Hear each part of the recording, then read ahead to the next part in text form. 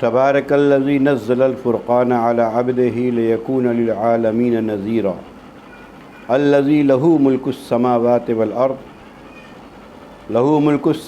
والارض ولم يتخذ ولدا ولم يكن له شریک فی الملک وخلق كل شیء فقدرہ تقدیرا واتخذوا من دونہ آلہۃ لا یخلقون شیئا وهم یخلقون ولا يملكون لأنفسهم ضرا ولا نفعا ولا يملكون موتا ولا حياة ولا نشورا وقال الذين كفروا إن هذا إلا إفك افتراه وأعانه عليه قوم آخرون فقد جاءوا ظلما وزورا وقالوا أساطير الأولين اكتتبها فهي تملى عليه بكرة وأصيلا قل انزلہ الذی یعلم السر فی السماوات والارض انہ کان غفورا رحیما وقالوا ما لهذا الرسول یاکل الطعام ویمشی فی الاسواق لولا انزل الیہ ملک فیکون معه نذیرا او یلقى الیہ کنز او تکون له جنة یأکل منها وقال الظالمون ان تتبعون الا رجلا مسحورا انظر کیف ضربوا لک الامثال فضلوا فلا یستطیعون سبیلا تبارک الذی ان شاء جعل لک خیرا من ذلک جنات تجری من تحتها الانہار ویجعل لک قصورا بل کذبوا بالساعة واعتدنا لمن کذب بالساعة سعیرا۔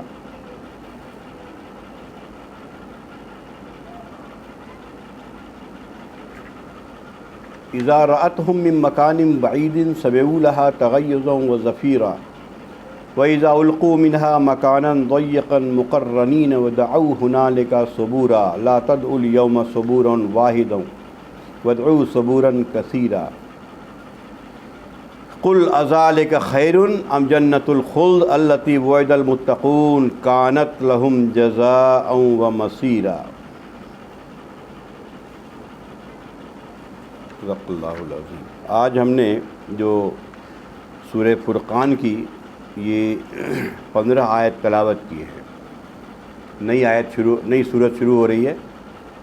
اس کے پہلے سورہ نور آپ لوگوں نے سن لیا، لیکن معاملہ سننے تک محدود نہیں رہے گا۔ اس کا معاملہ یہ ہوتا ہے کہ آپ پڑھیے کوئی چیز ایک بار سن کے پھر کچھ دن میں یہ صاف ہو جاتا ہے۔ بڑی اہم صورت تھی وہ، اور اس کو بار بار پڑھنا، پھر اس کو ظاہر سی بات ہے تبھی عمل میں انسان لا سکتا ہے، نہیں تو بات سمجھ نہیں آئے گی۔ آج جس صورت کی تلاوت کی گئی ہے یہ 77 آیت ہے اس میں، اور مکی صورت ہے۔ مکے میں جن لوگوں کو نہیں ماننا ہوتا تھا وہ لوگ طرح طرح کے سوالات کھڑے کرتے تھے۔ آج بھی ہم لوگ آپ کی بات سے اتفاق نہیں رکھتے ہیں اگر ہم تو 10 طرح کے سوالات کھڑے کر دیں گے، جو ایسے ہی فالتو سوالات ہوں گے، کوئی اس میں اخلاص نہیں ہوا کہ صحیح معنوں میں ہمیں نہیں ماننا ہے تو ہم 10 طرح کے سوالات کھڑے کر دیں گے، نہیں سب نہیں ٹھیک نہیں ہے یہ۔ تو اس پوری صورت میں جب نبی کریم صلی اللہ علیہ وسلم نے جب آواز لگایا ہے تو جیسا کہ ہم نے کہا مکہ میں آواز بس ایک ہی تھی، وہ ایک خدا کو مانو، اس کے علاوہ کوئی خدا نہیں ہے، میں اللہ کا رسول ہوں، میری اتباع کرو، اور اس بات سے ڈرو کہ تم سب کو لوٹ کے ایک دن اپنے رب کے سامنے کھڑے ہونا ہے۔ یعنی یہ 3 ایسی بیسک چیز ہے اسلام کی کہ جس پر پورا اسلام سمجھیے گردش کرتا، پورا سارے قوانین، اس میں سے کوئی ایک بھی ایسی چیز نہیں ہے جو کمپرومائزیبل ہو، اس پر کمپرومائز کیا جائے۔ اس میں ذرا سا بھی کوئی جھول آ گیا ان عقیدے میں تو وہ اسلام سے خارج ہو جائے گا، پورے طور پر خارج ہو جائے گا۔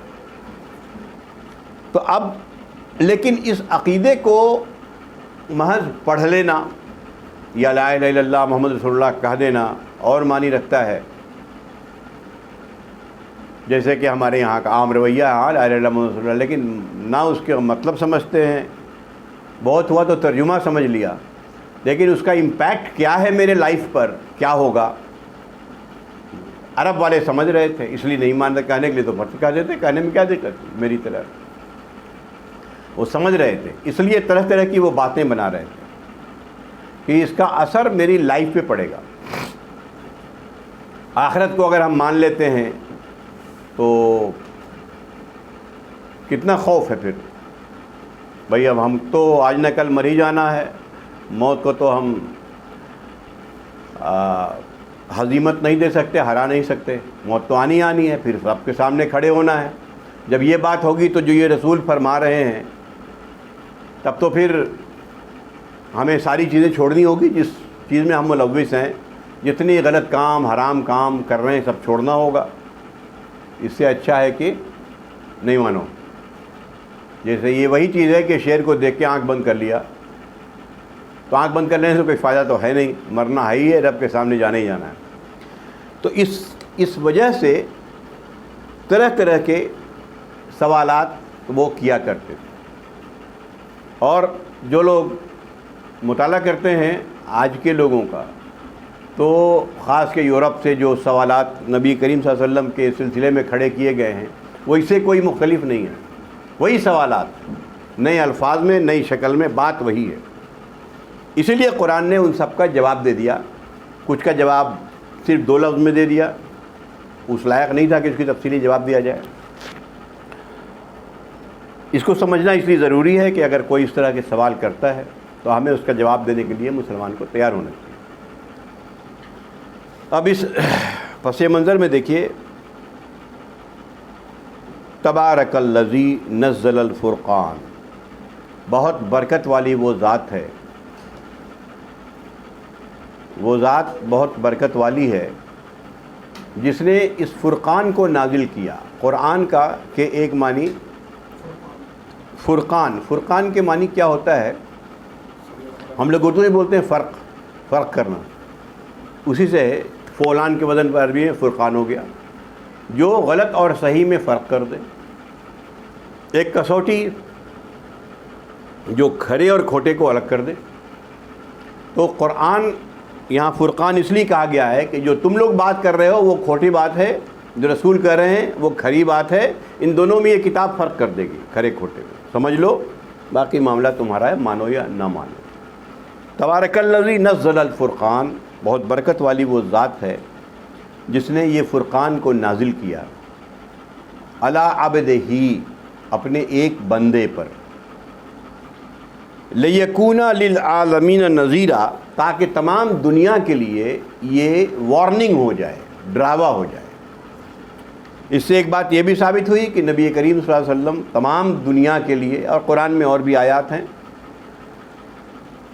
کہ اے نبی انا ارسلناک مبشرا و نذیرا کافۃ للناس مبشرا و نذیرا، ہم نے تمام لوگوں کے لیے نبی بنا کے بھیجا۔ یاد رکھیے گا، اس کے پہلے جو بھی نبی آئے ہیں ایک خاص مقصد کے لیے، ایک خاص قوم کی طرف، بس بنی اسرائیل کی طرف یہ انبیاء آ گئے، ایک خاص قوم کی طرف بھیجا گیا۔ لیکن یہ آخری نبی محمد الرسول اللہ صلی اللہ علیہ وسلم، ان کو تمام دنیا کے لیے اور قیامت تک کے لیے نبی بنا کے بھیجا گیا، چونکہ ان کے بعد اب کوئی نبی نہیں ہے۔ یہ ایک فائنل بات ہے، قرآن سنت تمام لوگوں کا اجماع تمام سے ثابت ہے۔ تو تاکہ تمام دنیا والوں کے لیے ایک وارننگ ہو جائے، کس بات کی وارننگ؟ کہ جو زندگی دنیا جی رہی ہے اور جو زندگی کا نظم قرآن پیش کر رہا ہے، یہ جان لے کہ یہ جی تو سب رہے ہیں، یہ سمجھ لیجئے کہ ایک گاڑی پر سب سوار ہیں، اب میری زندگی کا رخ کدھر ہے یہ قرآن نے بتا دیا، باقی تمہاری مرضی ہے۔ دونوں کے انجام کو بتا دیا کہ اگر یہ چیز جو باتیں بتائی جا رہی ہیں اگر مانو گے تو ٹھیک ہے، تمہارا راستہ جو قرآن بتا رہا ہے یہی زندگی کی حقیقت ہے، چند دن رہنا ہے اور اپنے رب کی طرف لوٹ جانا ہے اور سب کو لوٹنا ہے۔ انا الینا یابہم ثم انا علینا حسابہم، ان سب کو آخر میں لوٹنا میرے ہی طرف ہے اور حساب لینا بھی میرے ہی ذمے ہے، ہم حساب لے لیں گے۔ تاکہ اس بات کو وارن کر دیا جائے دنیا والوں کو کہ اس سے ہٹ کے جو زندگی ہے بھائی، یہ تمہیں آگ کی طرف لے جا رہی ہے اور اس کا انجام بہت برا ہونے والا ہے. باقی مرضی تمہاری ہے، مانو گے اپنا بھلا کرو گے، نہیں مانو گے اپنا برا کرو گے. نبی کا کام بتا دینا ہے، اور نبی کے بعد یہ ذمہ داری امت مسلمہ کی ہے، ہماری آپ سب کی، کہ جن تک یہ پیغام نہیں پہنچا ہے ان تک یہ پیغام پہنچا دیا جائے. پیغام پہنچانے کے بہت سے راستے ہیں. پہلے صرف ڈائریکٹ پہنچاتے تھے، اس کے بعد لٹریچر سے پہنچاتے تھے، اس کے بعد آج کل میڈیا اتنا ہے، بہت طریقے سے پہنچا سکتے ہیں، پیغام ان تک پہنچ جائے. لیکن جو اصلی چیز ہے پیغام پہنچانے والی ہے وہ ایک باعمل مسلم کی ہے. ہمارے اعمال کو دیکھ کے، کتابوں میں تو بڑی اچھی اچھی باتیں لکھی ہیں، ہمارے اعمال کو دیکھ کے وہ متاثر ہوں. یہ اپنی جگہ رہے گی، باقی اور آپ پہنچا دیجئے پیغام، اچھی بات ہے. لیکن بغیر بے عمل کوئی پیغام پہنچانا بہت زیادہ مؤثر ثابت نہیں ہوگا. تو تمام دنیا کے لیے وارننگ، یہ قرآن تمام دنیا کے لیے ایک وارننگ ہے کہ بھائی جس راستے چل رہے ہو اس کا انجام یہ ہوگا، باقی تم جانو. یہ اللہ کون ہے؟ الذی لہ ملک السماوات والارض، وہ وہی اللہ ہے کہ زمین اور آسمان جس کی ملکیت میں ہے، جس کی بادشاہت ہے زمین اور پر اور آسمان پر. سماوات جمع ہے آسمانوں پر. آسمان سے مراد وہ اسکائی جس کو ہم لوگ کہتے ہیں وہ نہیں ہے، اس سے مراد ہوتا ہے جتنا خلا یہاں سے لے کے اوپر تک جو بھی چیزیں ہیں سب کا مالک، چاہے وہ اسٹارز ہو، پلینٹ ہو، جو بھی چیزیں آ رہی ہیں سب مالک ہے، اس کا خالق ہے، اور تمام اسی کے اصول پر گردش کر رہا ہے، کام کر رہا ہے. اس کے بعد کہہ دیا کہ یہ وہی خدا ہے. اب یہاں سے جیسا کہ ہم نے کہا تھا کہ لوگوں نے میں جو غلط فہمیاں تھیں، غلط فہمی ہیں، غلط فہمی کریٹ کی جا رہی ہے، بتایا جا رہا ہے، ان کا ازالہ کیا جائے، وارن کیا جائے. پہلا کہہ دیا ولم یتخذ ولدن، اس کا کوئی اس کی اولاد نہیں ہے. یہ اشارہ کر کے جو عیسائیوں کا عقیدہ ہے اس کو رد کر دیا. کوئی وہ خدا کے طرف یہ بات منسوب کرنا ہی یہ بہت بڑا اور گناہ عظیم ہے. سورہ مریم میں بتا دیا گیا کہ اللہ کی طرف یہ بات منسوب کرنے سے بہتر ہے کہ میں سمجھیے پہاڑ ہل جاتا ہے، زمین ہل جائے، پہاڑ ریزہ ریزہ ہو جائے، ایسا معاملہ ہو جائے گا، اتنا معاملہ ہے. اور ہمیں اللہ کا جو تصور پیش کیا گیا ہے 4 آیت میں، وہ آیت سب کو یاد ہوتی ہے، قل هو اللہ احد اللہ الصمد. اس کے بعد کیا بتا گیا؟ لم یلد ولم یولد، نہ تو اس نے کسی کو جنا نہ وہ جنا گیا، وہ اپنا الگ ہے، نہ وہ کسی کی اولاد ہے نہ اس کی کوئی اولاد، وہ تنہا ہے. تو یہ عقیدہ جو عیسائیوں نے عیسیٰ علیہ السلام کے بہت زمانے کے بعد، میرے خیال میں مجھے یاد آیا تقریباً 150 سال کے بعد یہ عقیدہ گڑھا گیا. سینٹ پال نے یہ عقیدہ گڑھا اور اس کے بعد یہ عقیدہ سامنے آیا. تو اللہ نے اس کو ہر جگہ رد کیا ہے. اللہ ان سب چیزوں سے پاک ہے. یہ اولاد اور یہ نسل کا چلنا یہ تو انسان اور جانور جو اللہ نے پیدا کیا اس کے لیے ہے. وہ تو اللہ اکیلا ہے، وہ احد ہے اور احد ہی رہے گا. تو اس بات کا رد کر دیا کہ لوگوں کو وارن کر دو کہ یہ بات بھی غلط ہے، وارننگ دے دو. دوسری بات کیا وارننگ دینا ہے؟ وَلَمْ يَكُنْ لَهُ شَرِيكٌ فِي الْمُلْكِ،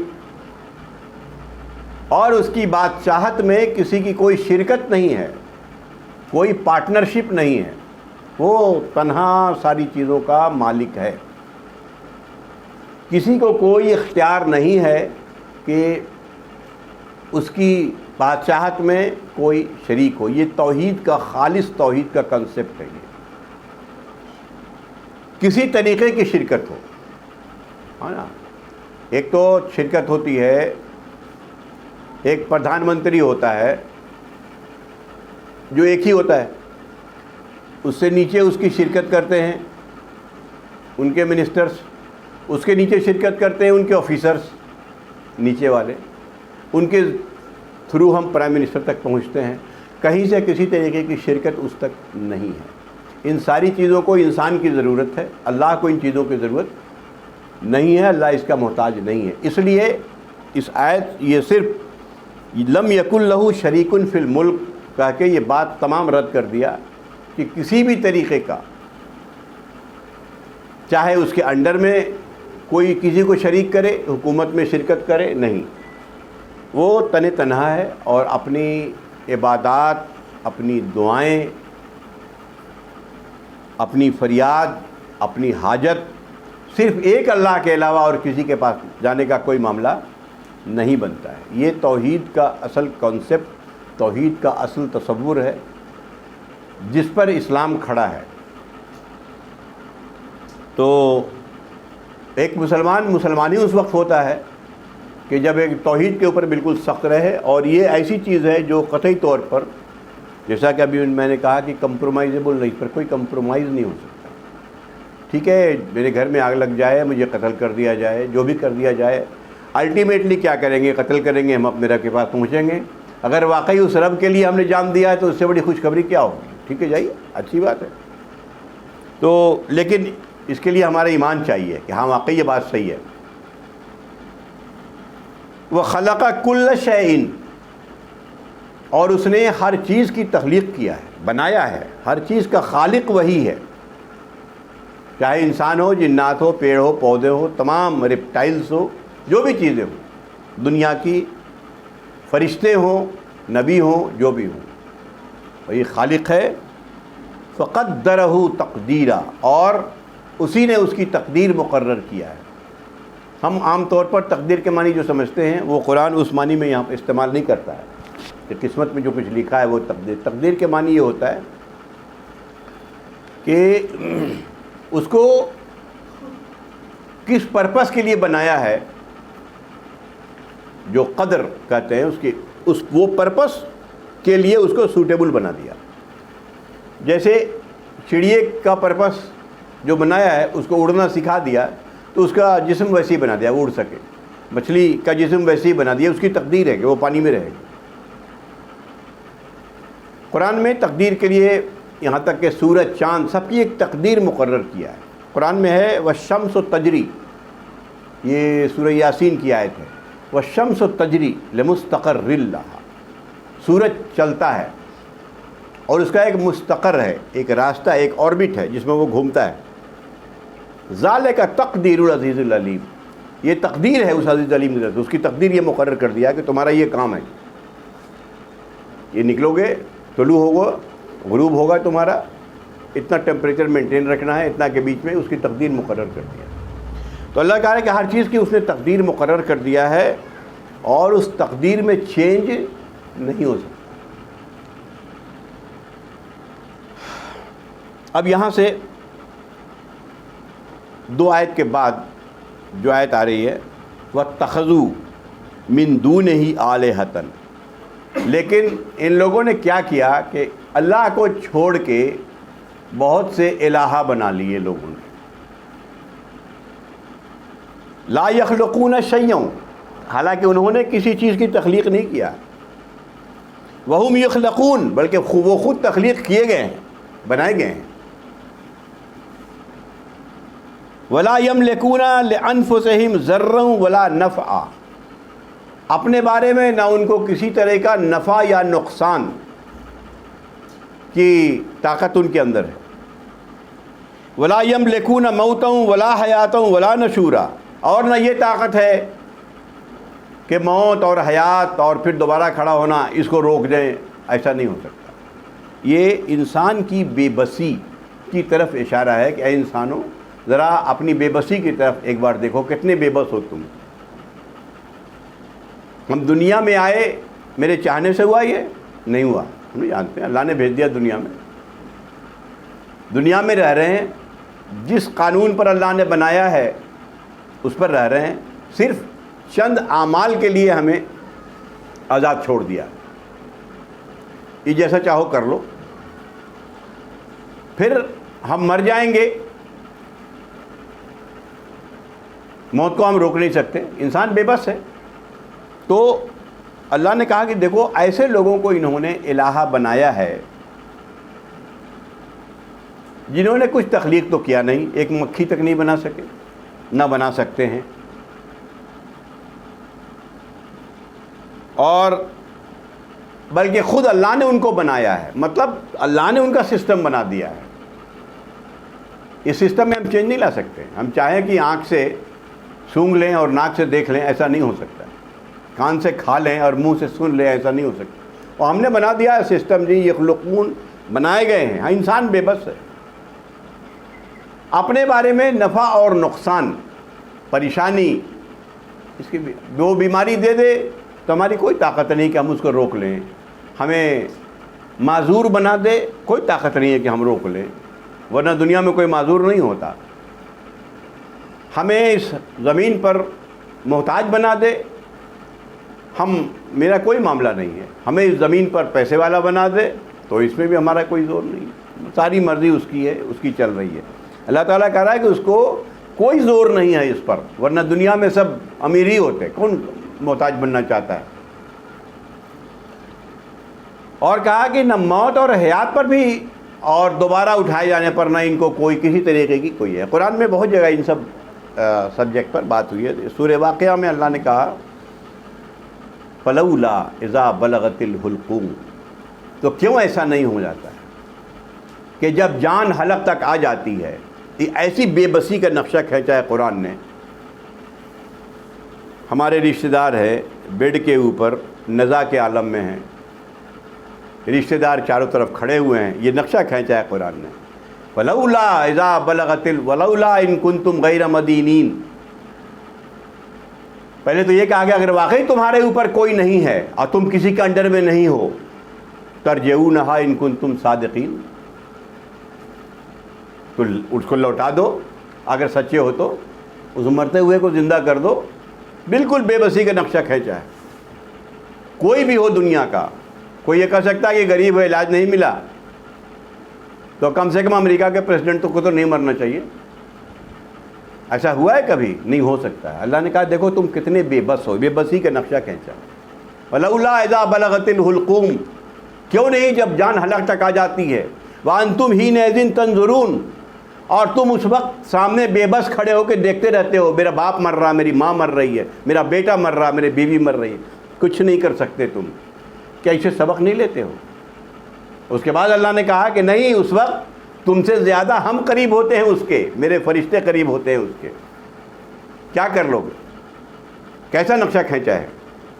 ایک اور کہتا ہے اللہ تعالیٰ کہ اگر ایسا ہے تو کہہ لو، اگر واقعی تمہارے اوپر کوئی نہیں ہے اور تم سب کچھ ہو تو بچا لو اس کو، نہیں بچا سکتے ہو۔ یہی اللہ تعالیٰ کہہ رہا ہے کہ کوئی تمہارے اس کے اوپر کوئی زور نہیں ہے کہ تم موت نہ لاؤ، ہمیشہ زندہ رہنا چاہو، یا مرنے کے بعد کسی کو دوبارہ زندہ کر دو۔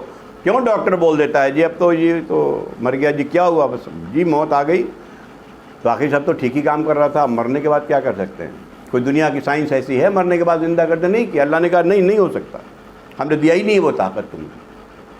اس سے انسان کی بے بسی کی طرف اشارہ کیا ہے کہ دیکھو انسان کتنا بے بس ہے، اور پھر جن کو اللہ کے علاوہ پکارتا ہے وہ بھی ایسے ہی بے بس ہے، وہ بھی ایسے ہی بے بس ہے۔ لیکن یہ انسان ہے کہ انسان کو پوجنا تو دور، وہ تو پہاڑ تک کو اور جانور تک کو اور ندی تک کو سب کو پوجنا شروع کر دیتا ہے۔ ایک ابھی میمز کسی کا میں نے بھیجا تھا کسی کو، بڑا اچھا، وہ اس کا امبیڈکر نے کہا تھا، لیکن بات بڑی لگتی ہوئی کہی تھی کہ دیکھتے ہو کہ ایک کتا جو ہوتا ہے نا، وہ پتھر کے اوپر پیشاب کر رہا ہوتا ہے، اور انسان جو ہے اسی پتھر سے کہتا ہے کہ ہم اس سے اپنی فریاد کرتا ہے، تو کم سے کم کتا تم سے زیادہ سمجھدار ہے، تو پتھر میں کوئی طاقت نہیں ہے نا۔ یہ بات اپنی جگہ صحیح ہے بالکل۔ ہمارے تفسیر میں بھی لوگوں نے لکھا ہے کہ کبھی دیکھا ہے تم نے کہ کتا کتے کو پوج رہا ہو؟ انسان ہے جو انسان کو پوجتا ہے، جانور کو ہی پوجتا ہے، جانور کسی جانور کو نہیں پوجتا ہے، ہو ہی نہیں سکتا ہے۔ یہ اللہ تعالیٰ کہتا ہے کہ دیکھو یہ انسان ہے، 10 طرح کے الہا گڑھ لیے ہیں، اور ان کے آگے سر تسلیم خم کرتا ہے، ان سے دعائیں مانگتا ہے، کہیں مورتی کو خدا بنائے ہوئے، کہیں مزار کو خدا بنائے ہوئے ہے، کہیں کسی کی تصویر کو خدا بنائے ہوئے، وغیرہ وغیرہ۔ اللہ ایک ہے، اس کے علاوہ کوئی معبود نہیں، کوئی حاجت روا نہیں، کوئی مشکل کشا نہیں، کوئی فریاد رس نہیں، کوئی مدد دینے والا نہیں، یہ سب ایک اللہ کی طرف دے دو۔ اللہ تعالیٰ وہی کہہ رہا ہے کہ دیکھو انسانوں، جتنی پریشانیاں زندگی میں ہیں یہ سب اسی لیے ہے کہ اصل رسی کو تم نے چھوڑ دیا ہے اور 10 طرح کی رسی پکڑ لیے ہو جو خود اپنے میں کھینچو کے ٹوٹ جائے گی، وہ ہے ہی نہیں، اس کے اندر اپنے کوئی بل نہیں ہے۔ تو یہ ایک بڑی اہم بات تھی جو یہ سامنے آئی ہے۔ ابھی تک یہ پوری صورت میں ان کے تصورات اور ان کی باتوں کا جواب دیا گیا۔ اب دیکھیے دوسری بات ان کے اندر یہ تھی، کہتے تھے کہ یہ جو قرآن آ رہا ہے یہ کہیں سے سیکھ کے آتے ہیں، یہ رات میں سیکھتے ہیں، دن میں بیان کر دیتے ہیں۔ یہ اللہ تعالیٰ کہتا ہے وَقَالَ الَّذِينَ كَفَرُوا، یہ کافر کہتے ہیں ان ھذا الا افک، یہ چیزیں ہیں جو گھڑی گئی ہیں، قرآن نعوذ باللہ، افطراہ وَأَعَانَهُ عَلَيْهِ قَوْمٌ آخَرِينَ، یہ گڑھ لیا گیا ہے اور کچھ لوگوں نے ان کی مدد کیا ہے نبی کی۔ فَقَدْ جَاءُوا ظُلْمًا وَزُورًا، یہ ظلم بھی کرتے ہیں اور جھوٹ بھی بولتے ہیں، دونوں باتیں ہیں، طرح طرح کی باتیں آج کے دور میں جو لوگوں نے بنائی ہیں۔ بتا دیتا ہوں کہ سیرت جن لوگوں نے پڑھی ہے وہ جانتے ہوں گے کہ نبی کریم صلی اللہ علیہ وسلم جب تھوڑا ہوشیار ہوئے 10-12 سال کے، تو شام بزنس کا جو کارواں جا رہا تھا وہ آپ گئے، اور راستے میں ایک جگہ جیسے وہ لوگ پڑاؤ ڈالتے تھے، پڑاؤ ڈالا تو وہاں ایک راہب رہتا تھا، کرسچن راہب، جس کے پاس اللہ کی کتاب، اس وقت جو انجیل کا کچھ پارٹ موجود تھا، اور اس انجیل میں وہ باتیں لکھی تھیں کہ ایک نبی آنے والا ہے۔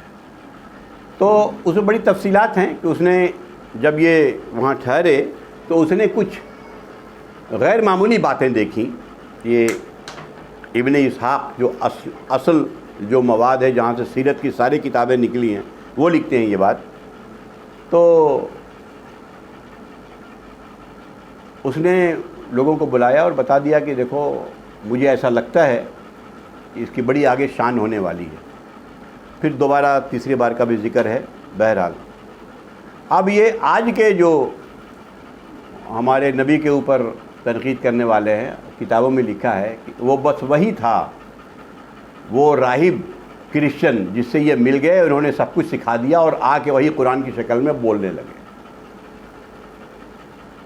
یہ ایسی باتیں ہیں، کیونکہ آپ کو تو بات بنانا ہے۔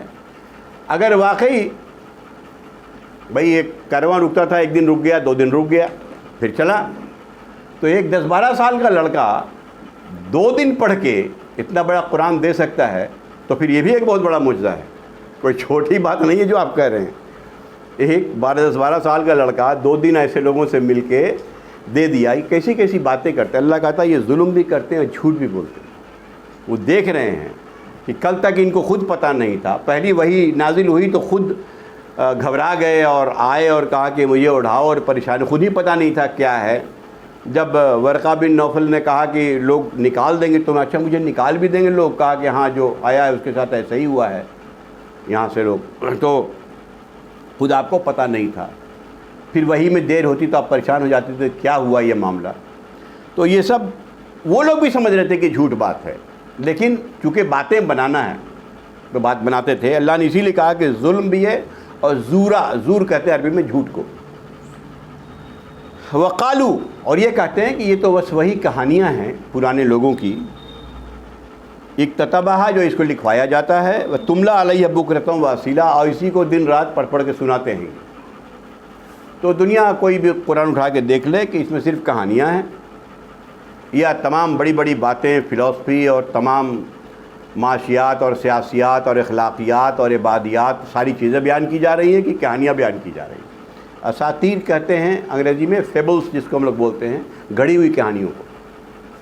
تو پہلے لوگوں کی ایک کہانیاں ہیں، جیسے ہم لوگ کہتے ہیں دیومالائی کہانیاں جس کو کہتے ہیں وہ وہی ہے، وہ پرانی باتیں ہیں، لوگ کہتے چلے آ رہے ہیں۔ تو قرآن نے اس کو صاف صاف کہہ دیا کہ دیکھو قل، ان سے کہہ دیجئے، اس میں زیادہ کچھ کہنے کی بات نہیں ہے، اس لیے کہ وہ سب جان رہے ہیں کہ کل تک تو، اس لیے کہ اس میں بہت سے واقعات ہیں جن کی ساری تفصیل میں نہیں کر سکتا، کچھ گئے آپ سے بات کرنے کے لیے، چلو ہم جا کے بات کرتے ہیں، اور نبی کریم صلی اللہ علیہ وسلم نے قرآن کی آیت سنائی تو اس کی عجیب سی کیفیت ہو گئی، وہ واپس آ گیا، بھائی ان کے حال پہ چھوڑ دو، جو سنا رہے ہیں کچھ اور چیز ہی ہے۔ سب متاثر تھے اس سے، ظاہر سی بات ہے ان کی زبان تھی، اور جس طرح متاثر ہونے جو لوگ زبانداں تھے وہ جانتے تھے، یہ سب باتیں تھیں، اس لیے اللہ نے زیادہ جواب اس میں نہیں دیا، کہا ان سے کہہ دیجئے کہ انزلہ، اس کو نازل کیا ہے اس نے، الذی یعلم السر فی السماوات والارض، جو زمین اور آسمان کے تمام سر، تمام راز، تمام سیکرٹ سے واقف ہے۔ یہ سیکرٹس وہی ہیں جو ہزاروں سال سے ہمارے سائنٹسٹ مل کے تھوڑے تھوڑے کچھ سیکرٹ سامنے لا رہے ہیں۔ اچھا یہ بھی سیکرٹ ہے، یہ بھی قانون ہے، یہ لا آف بایونسی ہے، یہ بہت سے جتنے ہوا میں جہاز اڑ رہے ہیں یہ بھی ایک لا ہے، یہ سب تھوڑے اللہ کہتا ہے یہ سر، یہ سارے راز اس نے نازل ہی اس کو کیا ہے جو سارے یہ آسمان و زمین کے راز کو جانتا ہے۔ یہی اتنی بات کافی ہے، قرآن کو پڑھ کے دیکھ لے کہ اس میں کیسی کیسی باتیں ہیں، یہ انسان نازل کر ہی نہیں سکتا۔ اس میں ایک واقعہ بھی میں بتا دوں تو ذرا اچھا لگے گا، یہ شاید سنا بھی ہوگا کہ یہ بات ہے جرمن یونیورسٹی کی، کہ وہاں پروفیسر تھے عربی کے، ان سے ایک یہودی پروفیسر نے کہا کہ آپ بھی قرآن کو اللہ کی کتاب مانتے ہیں؟ کہا کہ ہاں ہم مانتے ہیں۔ تو کہا وہی ہے، کہا کہ بھائی مطلب وہی روایتی باتیں چلی آ رہی ہیں، کیا واقعی اللہ کی کتاب ہے؟ واقعات بہت سارے ہیں لیکن صرف ایک واقعہ بیان کریں گے اس کا۔ تو لکھنے کے بارے میں بھی واقعات ہوئے کہ لکھو تم، یہ واقعہ یہ کہا کہ لا آف انہیریٹنس جو وراثت کا قانون ہے وہ آپ کی کتنی جلدوں میں ہے؟ یہ مسلمان جو تھے انہوں نے پوچھا کتنی جلدوں میں ہے؟ تو کہا کہ 12 یا 14، موٹی 14 جلدوں میں ہے، وراثت کا قانون کیسے بٹے گا، کیا ہوگا؟ تو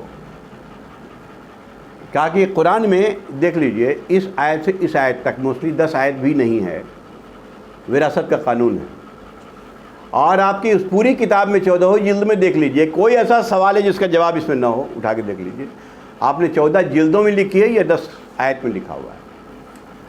میں لکھا ہے کہ وہ پڑھنے کے بعد، دیکھنے کے بعد وہ متحیر ہو گیا، اس کو بہت تعجب ہوا کہ کیسے ایک انسان لکھ سکتا ہے ایسا۔ ہم لوگ کو اتنے زمانے لگے، 14 جلدوں میں انہوں نے تیار کیا ہے، اور وہ خاموش ہو گیا۔ خاموش ہونے کا مطلب ہے کہ اندر سے تو وہ سمجھ گیا، اوپر سے مانے یا نہ مانے ایک الگ بات۔ تو یہ قرآن کی سمجھیے اعجاز میں سے ہے، قرآن کو جتنا آدمی گہرائی سے دیکھے گا اتنا ہی اس بات تک پہنچے گا کہ انسان کا کلام نہیں ہو سکتا۔ تو اللہ نے کہہ دیا کہ دیکھو یہ تو وہی کہہ سکتا ہے جو زمین و آسمان کے راز کو جانتا ہے، ورنہ یہ بات کوئی نہیں کہہ سکتا۔ انہو کانا غفور الرحیمہ، اب پھر یہی کہہ رہا ہے، یہ اللہ کی رحمت کی انتہا ہے۔ ان سب کے باوجود کہہ رہا ہے کہ دیکھو وہ بہت غفور ہے، بہت رحیم ہے، مطلب آپ بھی اگر آج بھی چلے آؤ گے تم تو معاف کر دے گا، جاؤ سب معاف، آ جاؤ اپنے رب کی طرف لوٹ آؤ۔ ایک آیت اور، کتنا وقت ہو گیا؟ 8 سے زیادہ ہو گیا، ابھی ہے ٹائم۔ اب دوسری بات، ان کے نظریے میں کیا ہوتا ہے کہ جب کوئی آدمی رسول بن کے سامنے آ رہا ہے یا کوئی ایسی بات آئی، ہمارے یہاں یہ تصورات شروع سے یہی رہے ہیں، کسی کے بارے میں ایک نقش قائم کر لیتے ہیں، بھائی پردھان منتری آ رہا ہے تو کیسا ہوگا، میری طرح تو ہوگا نہیں، کرتا پاجامہ پہن کے چل رہا ہوگا، ہے نا پورا۔ تو ان کے لیے ایک سوال کرتا تھا، یہ کیسا رسول ہے؟ میں نے پھر آدمی بھی تو یونیک ہونا چاہیے، اگر آپ واقعی اللہ کے رسول ہیں تو آپ کو یونیک آدمی ہونا چاہیے، یہ ایک تصور تھا ان کا۔ تو سوال کرتے تھے، وقالو، وہ یہ کہتے ہیں، مال حاضر رسول، یہ کیسا رسول ہے؟ याकुलु त्ताआम व यमशी फिल अस्वाक़, वो खाना पीना खाता है, बाज़ारों में चलता फिरता है। ऐसा कोई रसूल होता है क्या? भाई कहीं प्रधानमंत्री को देखा है बाज़ार में चलते फिरते? भाई आगे पीछे 10 गाड़ियाँ होती हैं, पायलट कार्स होती है, स्कॉट कार होते हैं, अल्लाह के रसूल हैं। ऐसा कैसे है कि हमारी तरह आम आदमी की तरह चलते फिरते हैं? ये एक सवाल था उनके दिलों में। लौला उन्ज़िला इलैहि मलक, उनके साथ फरिश्ते क्यों नहीं उतारे गए? आगे पीछे कि हटो बढ़ो तरह ये रसूल आ रहे हैं, ऐसा क्यों नहीं हुआ? फ़यकून माहू नज़ीरा, ताकि उनके साथ मिल के लोगों को वार्निंग करता। औ या फिर युल्का इलैहि कंजुन, या कोई ख़जाना इनको दिया जाता। बड़े आदमी होते, पैसे वाले, तो हैं तो ऐसे भी यतीम हैं और नहायत खस्ता हाल है माली एतबार से। ये कौन सा रसूल है? व तकूनो लहू जन्नतुन याकुलु मिनहा, या कोई बाग दिया जाता। उस वक्त के अरब में बागी माल वाल का बाग होता, खाते पीते, जिसमें से वो खाते पीते। तो यहाँ तो खाने का अकाल पड़ा हुआ है इनके घर में, और बाज़ारों में आप मेरी तरह चलते फिरते हैं, और फिर कहते हैं हम रसूल हैं। हम कैसे मान लेंगे तो रसूल? वक़ाल ज़ालिमूना, तो ये जालिम ये इल्ज़ाम लगाते हैं इनके ऊपर, इम तत्तबिऊना इल्ला रजुलम मशहूरा, कि इनकी इत्तिबा तो वही लोग कहते हैं जो मने मशहूर है, इनके ऊपर जादू किया गया। ये वो जो लोग हैं इनके ऊपर जादू किया गया। ये तो नाउज़ुबिल्लाह कि ऐसे ही आपको पता ही होगा, कहीं काहिन कहा गया, कहीं साहिर जो यहाँ कहा गया, कहीं मजनू कहा गया। इनकी समझ में आ नहीं रहा था कि है क्या ये मामला। तो अल्लाह ताला कहता है कि उन्जुर, ज़रा देखो तो सही, कैफ़ ज़रबू लकल इमसाल, ऐ नबी कैसी कैसी मिसाल देते हैं आपके बारे में। एक पाकीज़ा नबी अल्लाह की तरफ से आया है, तुम कभी साहिर कहते हो, कभी मजनू कहते हो, कभी काहिन कहते हो, कभी शायर कहते हो। तुमने कैसी कैसी तमसील दी है, कैसा कैसा मिसाल देते हो रसूल के बारे में। फज़ल्लू, तो ऐसे लोग गुमराह हो चुके हैं। फला यस्ततीऊन सबीला, अब वो रास्ते पर नहीं आ पाएंगे। ऐसे लोग जिन्होंने ठान लिया है कि नहीं मानना है हमको, सुबह से शाम तक के औकात देख रहे हैं, उनकी ईमानदारी को देख रहे हैं। नबूवत के पहले आप ख़ुद उनको अमीन कहते हैं, अमानतदार हैं। आप नबूवत के पहले आप ख़ुद कहते हैं कि भाई ये ईमानदार हैं, अमानतदार हैं, सच्चे हैं, झूठ नहीं बोलते हैं। फ़ैसला कराने उनके पास आप ले जाते हैं कि भाई ये तो बड़े, और जैसे ही तौहीद की आवाज़ लगी है और ये सब कुछ हो गए, शायर भी हो गए, मजनू भी हो गए, नौज़ुबिल्लाह पागल भी हो गए, फराचिला सब हो गए। कैसे जालिम हैं ये लोग, कैसा कैसा नाम देते हैं आपको ऐ नबी। अब इसके बाद अल्लाह ताला एक आयत में जवाब देता है कि देखो, तबारकल्लज़ी, अल्लाह की ज़ात बड़ी बरकत वाली है। बरकत कहते हैं कितना बढ़ावा करते, बरकत मतलब काफ़ी बढ़ा जाना। किसी हम बोलते हैं ना कि बरकत हो आपके माल में, तो माल बढ़े, अल्लाह ताला बढ़ाए। आपके तजारत में बरकत हो, आपकी उम्र में बरकत हो, तो वो तो बड़ी बरकत वाली ज़ात है। इंशाअ, अगर वो चाहे, जअल लका खैरम मिन ज़ालिक, तो ये जो लोग कह रहे हैं इससे ज़्यादा बेहतर आपको अता कर देगा। जो बोल रहे थे कि बाग दे दे और फलां होता फलां होता, जन्नातिन तजरी मिन तहतिल अनहार, वो ऐसी बाग दे देता और इसके नीचे नहरें बह रही होंगी, चूँकि उनके यही सिस्टम था। वही अजल्ला का कसूरा, और बहुत सारे महल आपको दे दिए होते। अल्लाह के लिए सब कोई बड़ी बात नहीं है, दुनिया में लोगों को दिया ही है। बल कज़्ज़बू बिस्साअ, लेकिन असल हकीकत ये है कि दरअसल ऐसा नहीं है कि मुखलिसाना तौर पर या ऑनेस्टली वो नहीं जान रहे हैं कि रसूल है, या ऑनेस्टली वो ये नहीं समझ रहे हैं कि कुरान है। सब समझ रहे हैं कि ये कुरान है, ये अल्लाह का रसूल है, ये जो बता रहे हैं ये बात अपनी जगह सही है, सब दिल को बात लग रही है। لیکن انہوں نے ٹھان لیا ہے کہ ہمیں اس کو نہیں ماننا ہے، اور نہیں ماننے کے لیے 10 طرح کے باتیں بنا رہے ہیں یہ لوگ۔ تو اس کی وجہ صرف یہی ہے، ایک ہی ہے، کذبوا بالساعہ، وہ اصل آخرت کو جھٹلانا چاہتے ہیں۔ جیسا کہ ہم پہلے بتایا تھا، آخرت کی آخرت اگر وہ مان لے تو اس کی تو حالت خراب ہو گئی۔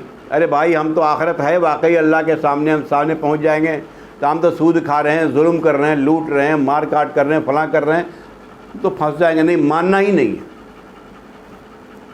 سب سے اچھا طریقہ یہی ہے، مت مانو، اور اسی لیے ساری باتیں بنا رہے ہیں۔ تو یاد رکھیے گا کہ یہ سب جن چیزوں پر کہہ کے یہ اس آخرت کو جھٹلا رہے ہیں، وَأَعْتَدْنَا لِمَنْ كَذَّبَ، تو ہم نے تیار کر رکھا ہے ان لوگوں کے لیے جو جھٹلاتے ہیں، بِالسَّاعَةِ، قیامت کی گھڑی کو، سعیرہ، جلتی ہوئی آگ۔ یاد رکھو، ہم نے یہ تیار کر رکھا ہے ایسے لوگوں کے لیے۔ یہ بس یہاں پر میں ختم کر دوں گا، 11 آیت آج ہوئی ہے۔ اس کے بعد جنت اور جہنم کا ایک منظر پیش کیا گیا۔ جنت جہنم کا منظر پیش کرنے کے بعد پھر قیامت کا ایک منظر ہے، ایک بہت دل ہلانے والا ہے۔ اس کو پڑھنے کے بعد ایسا لگتا ہے کہ ہم سب اس میں ملوث ہو جاتے ہیں، الا ماشاء اللہ۔ اور سخت کہ قیامت میں کیسے کیسے سوالات کھڑے کیے جائیں گے، اور انسان جس وجہ سے گمراہ ہوتا ہے اس گمراہی کا جواب دیا گیا۔ یہ دیکھو، تو یہاں پر میں بات ختم کرتا ہوں۔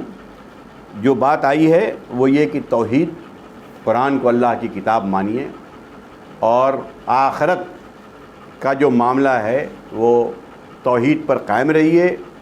آخرت کا جو معاملہ ہے وہ بالکل باشعور، شعوری طور پر ہونا چاہیے۔ خاندانی طور پر تو ہے ہی ہے کہ بھائی مرنے کے بعد، شعوری طور پر اتنا کانشس ہو آدمی اس کے لیے کہ ڈر سے اس کی حالت خراب رہے۔ جیسے صحابہ کرام ڈرتے تھے، قرآن پڑھ پڑھ کے رو رہے ہیں، جان رہے ہیں کہ بھیا یہ سامنے آنے والا ہے، اور ابھی 1 منٹ میں ہمارے قیامت جب آئے گی، ہم آج چلے گئے تو میرے لیے تو آج ہی قیامت ہو گئی، معاملہ ختم ہے، ہمارا کیا، ہمارا تو آج ہی قیامت آ گئی۔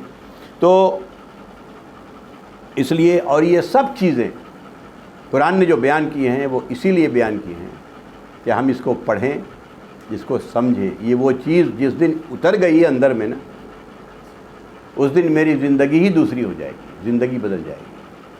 اللہ تعالی ہم سب کو اس پر عمل کی توفیق عطا فرمائے۔ وآخر دعوانا ان الحمد للہ رب العالمین۔